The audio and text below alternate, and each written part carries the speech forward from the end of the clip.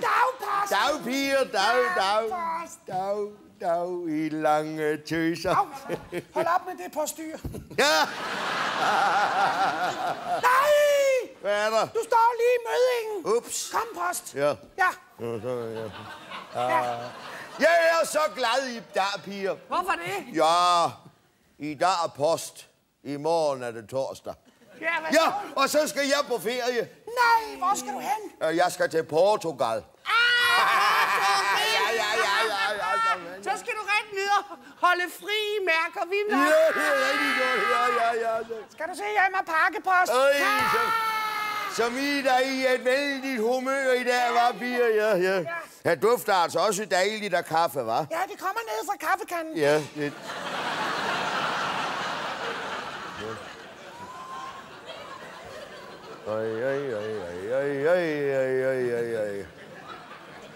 Hvem ser jeg ikke der? Stå og rave op over alle andre.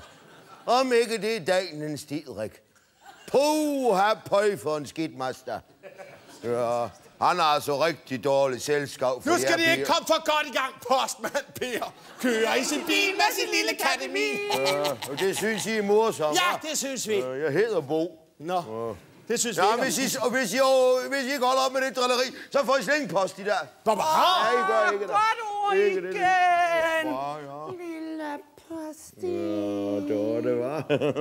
Også lidt på den anden. Ja, nu var det ikke lige den, jeg tænkte på, der. Nu rødmer jeg. Hvad har du så til os i dag? Ja, jeg har jo en utrolig kaftørst. Det er da ikke noget, gør vi, for den er tom. Ja. Har du slet ikke noget til os? Ja, lidt har jeg jo. Jo, jeg har da svar på din graviditetsprøve. Graviditetsprøve! Ja, men den var jo som alt andet nu, om der er negativ. Var den negativ? Ja, så mænd var den det, ja. Jamen, Dorte, hvorfor er du ked af, at den var negativ? Fordi at lige siden dengang, jeg var helt ung og fik brudt banderolen, der har jeg altid ønsket mig at komme i ulykke. Altså nu, når det ikke er mere kaffe, kan man så få en druetta. Så hold dog en af de ufølsomme gemyt. Hvad? Kan I ikke se, at piger... Kan I ikke...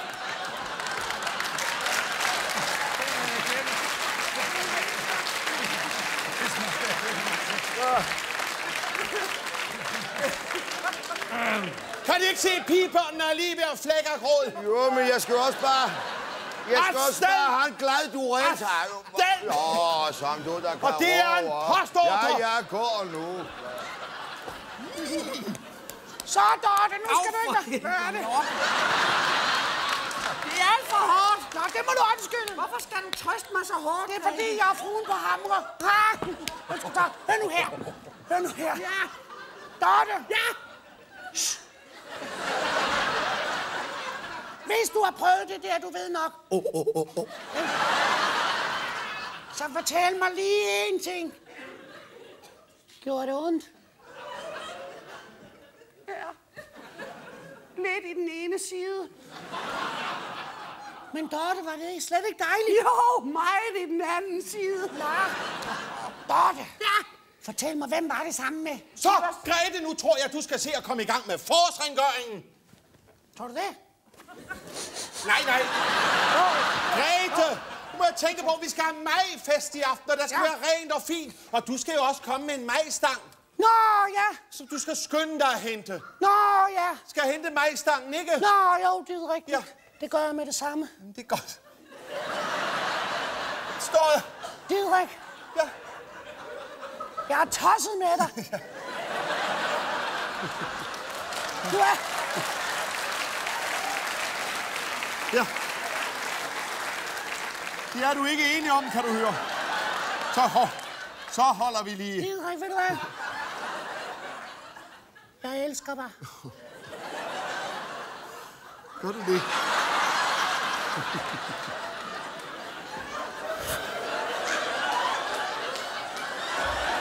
Ikke tungen, Grete. Hvorfor ikke? Please!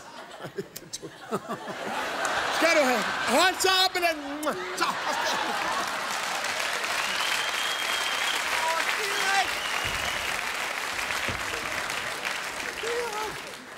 Endelig er nok. Dorte, hvor var det godt, den graviditetsprøve var negativ. Nå, siger du det? Ja, ellers havde jeg måttet skaffe dig en adresse til et diskret ophold, hvor du kunne have fået en, når jeg aborte, Dorte. Ja, det er typisk med jer mandfolk. I stikker altid af, når jeg får stukket høtyven indenfor. Nej, Dorte Mus, jeg svigter dig aldrig. Hvad så med Grete?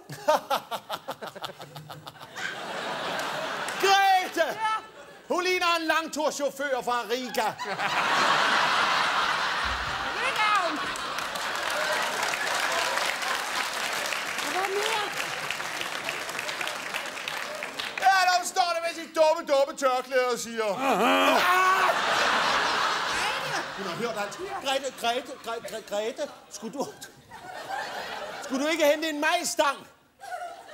Jo, jeg har hentet en majstang. Ved du hvad? Nej, det ved jeg ikke. Det er fuldstændig forkert. Hvorfor det? Grete Kolbe. Der blev udtrykkeligt anmodet om, at du nok ville gå ud og hente en majstang. Nej. Gå lige væk, jeg fortvivler. Nej.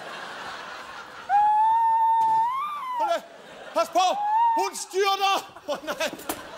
Så. Hun faldt tungt. Ja, det gjorde hun. Jeg har gjort alt forkert. Der er ikke nogen, der kan lide mig. Nej, det er fuldstændig rigtigt, Grete. Men så er der så mange andre ting, vi kan glæde os over. Hvad? Hvad mener jeg? Ja, for eksempel, at din stemme allerede gik i overgang.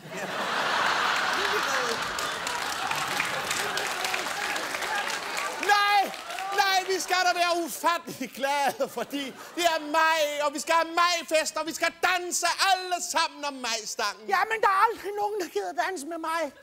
Nej, men så bliver der så mange dejlige varme bænke. Hvis der bare var en lille fed mand med en kæmpe majstang, så ville jeg danse med ham resten af livet. Kom i mig, du søde mellem. Grete, vil du danse med mig? Grosserer Pikkerup! Hvad bilder de dem ind og komme her på denne aften, Grosserer Pikkerup? Tænk, jeg synes, jeg er sådan en dårlig stemning, hva'? Er der nogen, der har et maltbolsje? Ja, tak. Nej, det er ikke tid til at slikke Pikkerup. Og det skulle komme fra dig, din lømmel, lange lemmedasker. Tør, Didrik. Man skulle måske hellere kalde dig for Liderik, hva'? Ja, efter hvad jeg hører ude i sognet. Nej, min fine ven. Jeg er kommet for at danse med Grete. Og det blander du der udenom, for jeg danser med hende hele aften. Grete danser med mig hele aften, så kan de stå der og hænge Pikkerup. Kom an! Det er vi ved to om at bestemme. Kom så her. Hey, Kom drenge! her. I skal altså ikke slås om mig. Der er plads nok til jer begge to.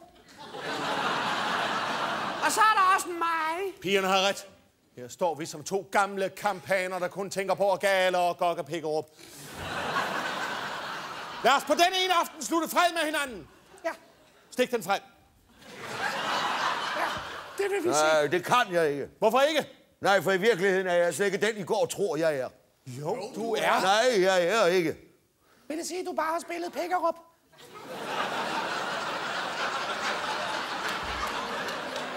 Ja, sådan kan man godt udtrykke det, Grete, her. Nej, se, i virkeligheden, der er jeg. Hvem? Ja, det er spændende, er det ikke? Hold nu kæft og sig det. I virkeligheden, der er jeg Gert Günther Gammelgaard. Gert Günther Gammelgaard! Ja, Hvem fanden er Gert Günther Gammelgaard? siger datoen den 2. marts 1952, jeg noget. Nej. 3. marts. Hustrumorderen fra Tibirke Bakker! Ja, det var mig, men jeg blev uskyldig dømt. Det ved vi godt. Hvad? Vil det sige, I også har læst i min dagbog? Ja, selvfølgelig har vi det. Ja, men det er godt, så kan I jo synge med om sangen om min hustrus tragiske død, så vi kan få afsluttet denne tåbelige sketch. Kom med fra.